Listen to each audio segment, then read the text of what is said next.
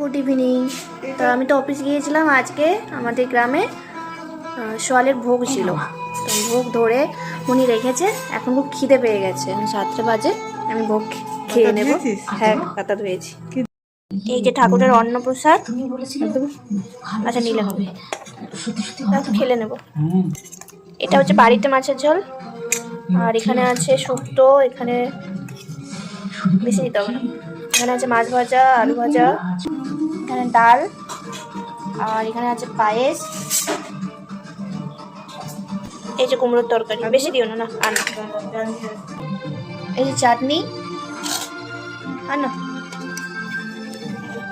এত কিছু রয়েছে, খিদেও পাচ্ছে, খুব খিদে পাচ্ছে। আমি খেয়ে নেব। এই যে ভাত রয়েছে, আর একটু যদি নিয়ে নেব।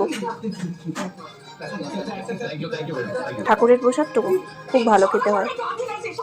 কদিন তারপর নিরামিষ খাওয়া হয়েছে, আজকে মাছ খেতে ভালোই লাগবে।